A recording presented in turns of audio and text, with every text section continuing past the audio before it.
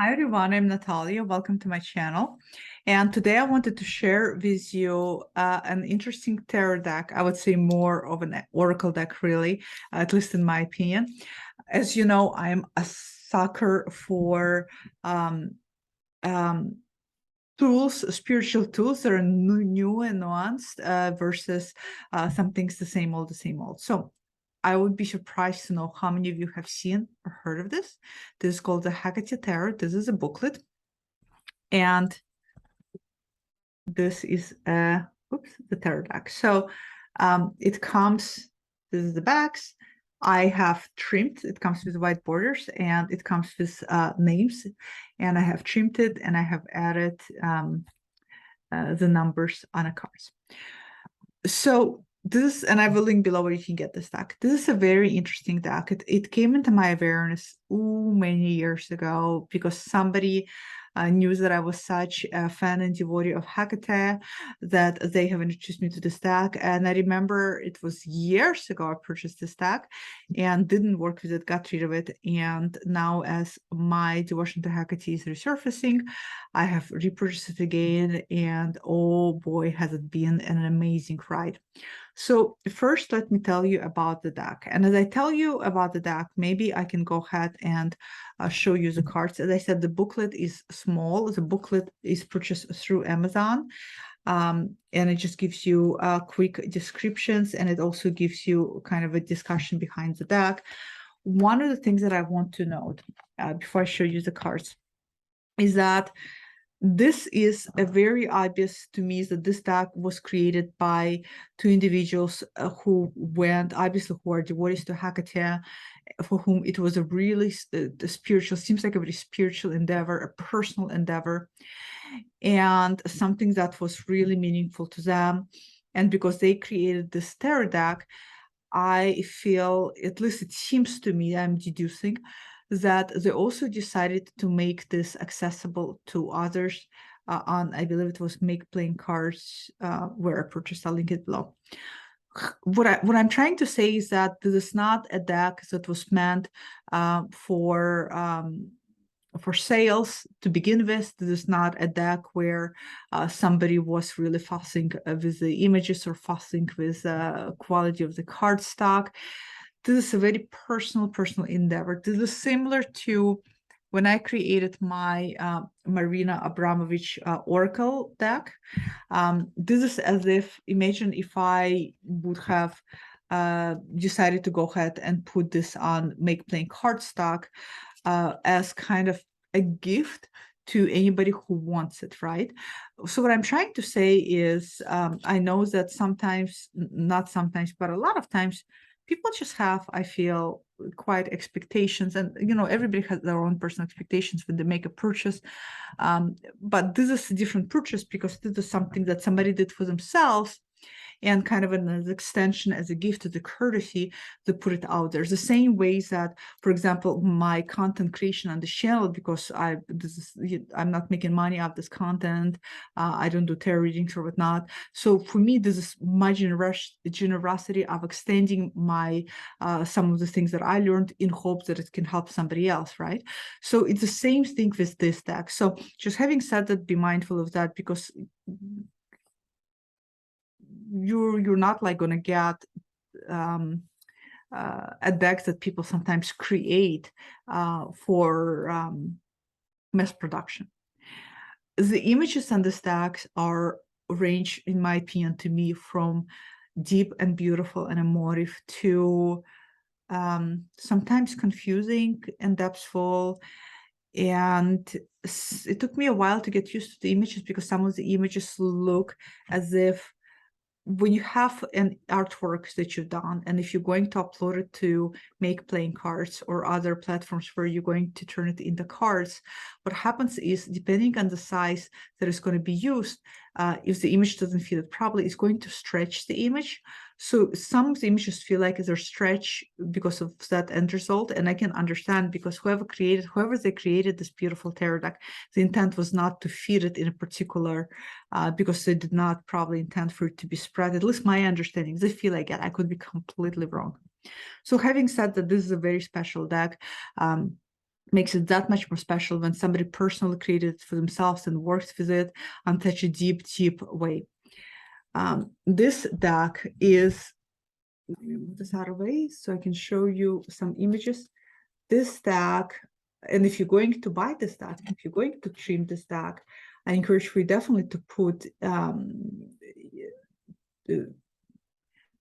titles somewhere. Not only did I put titles on the front because I used a white permanent marker, but I noticed it started to scuff off, and to make sure that I did not lose the meaning, I also put them with a Sharpie on the back because you cannot decipher what the cards are by looking at them. You will not know which suit they, at least you may not know immediately which suit they relate to. This deck is different in structure. This is not your typical tarot deck. I don't see it as tarot deck. I see it as an amazing Hekate oracle deck. It has, instead of having 56 minor cards, it has 40 minors. It has ace to 10 and it omits court cards. Each suit is broken down into the element of air is represented by Strophaloi, I hope I pronounced it right, and described as the magical tools used for communicating with and summoning spirit entities. The element of fire is represented by blades, a magical tool which has many connections to Hekate and is frequently found in images of her. At first I was like, oh my God, when I think about blades, I think about air, but I can totally see the fire, I understand that. The element of water is represented by bowls, a tool used in libations in her honor, as well as other uses. Look at this, I got this card a few days ago. This is 5 of bowls. So this is going to be, oh no, this is 5 of blades. So this is 5 of fire. This is the conflict. Lastly, the element of earth is represented by keys, a quintessential tool and symbol connected to Hekate throughout history. So this is how the minors are divided. The major, oh, look at this, this is so beautiful. This is a connection. I drew it yesterday, so beautiful. There's no traditional 22 majors, but there is 25 major cards, and each card represents Hekatean poetic epithet. Oh, I'm going crazy over the fact that each major is an Hekate epithet, because epithet is just another doorway into getting to know the multifacets, the multitude of aspects that is Hekate. And I'm taking Jack Rail's Hell Hekate class, and I'm already over the moon about it. It's 13-week course. It's mostly recorded lectures, from at least what it seems. But Jack, being such an amazing oral dissipator of information, he is an amazing, amazing teacher.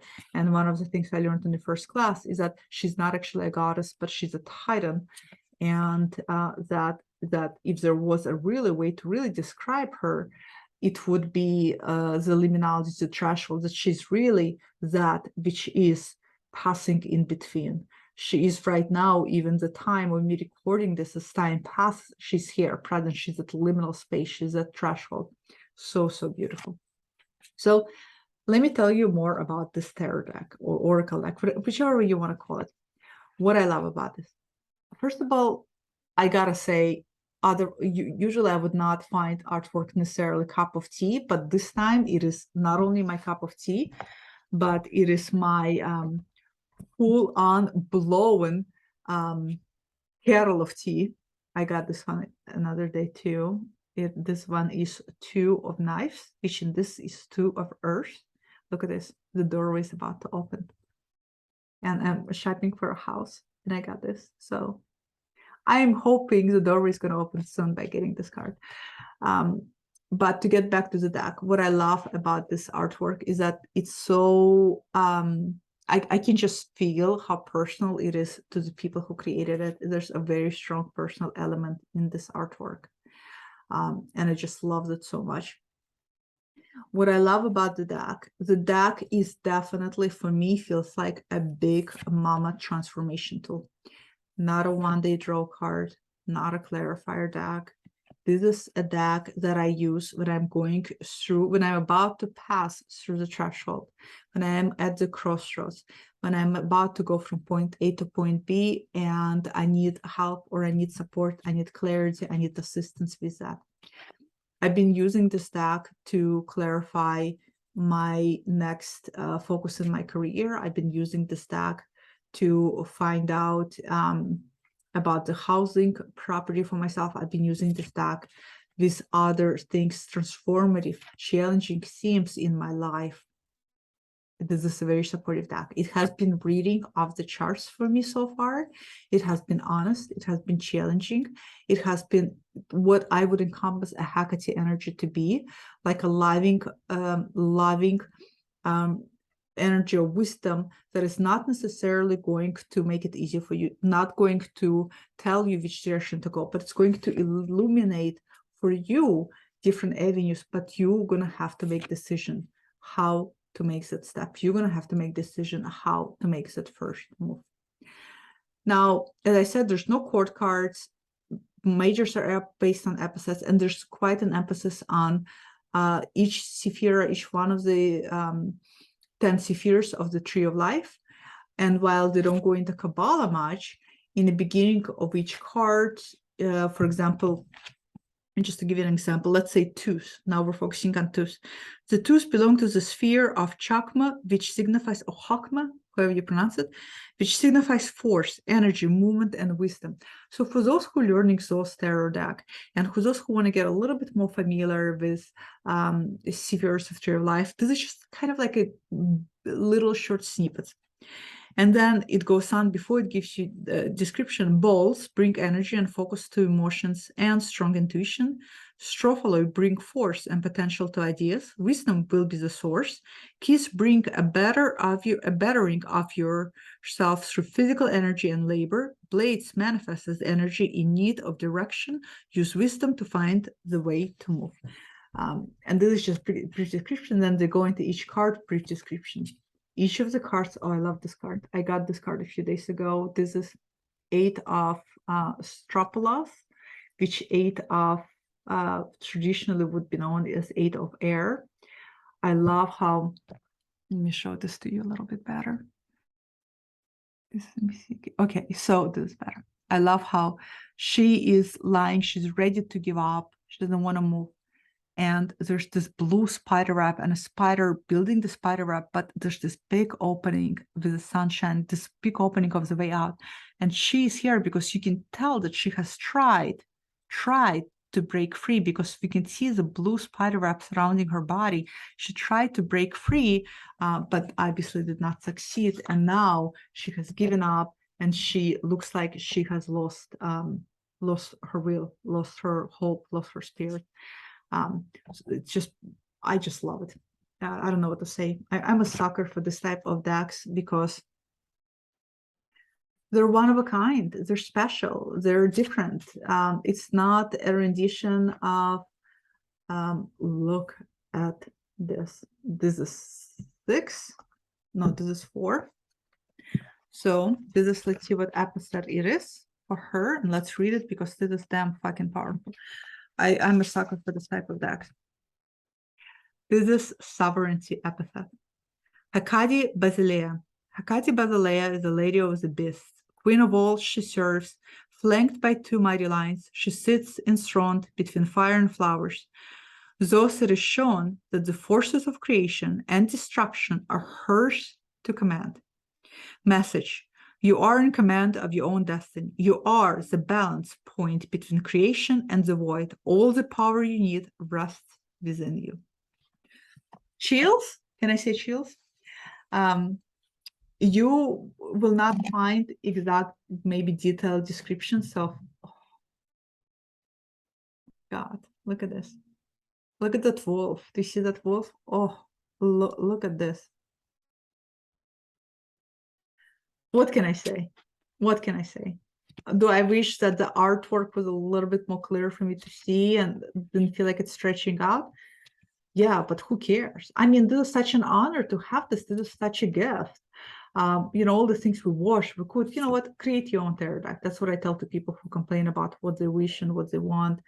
And once you create your tarot oracle deck, you really understand how much work goes into it. So my wish is just going to stay with me. I'm going to bitch and then eat my own bitching. Look how great that is. Oh, look at this. Oh, I know it's another one of her episodes. So there's 25 of the majors. Some of them you could say do correspond, up to 22, like the one we just read, sovereignty. That probably was what an equivalent to an emperor would be. But yeah, this is a very interesting, I think, deck. And I had to free it from borders. And those of you who know me know what a sucker I am for keeping the edges being sharp, just like the classic Marseille tarot did. So this is not, I don't think it's like super cheap. I think it's 50 or I think it's like $50. Again, in my opinion, it is completely worth it. It is something new. It's refreshing. It's not another rendition of Rider-Waite Smith, not another rendition of Thoth. It is special. It is meaningful. I can feel how special it is. I've been working with this. I've been loving this. This feels like a communicative tool between me and Hekate. I feel like I have a tool that enables me to have a language, a dialogue with her. And of course, you don't need us to talk to Hekate. And of course, there's no such thing as Hekate deck per se. You can use any divinatory tool, of course. I just so happen to have it and love it, and I want to share it. So again, I will link where you can get both of them. Book is small, but you know, sometimes you don't need much with such powerful tools as this one. Let me know if you have this deck. If you don't have this deck, what are your thoughts? What do you think about it? If you know any other decks that is interesting, a different share, because again, I am kind of a search and wonder for spiritual tools that are different and interesting and push you in a different realm and push you in a different spaces and make you think and look at things completely differently. So comment below, let me know, and I'll see you guys all next time. Bye.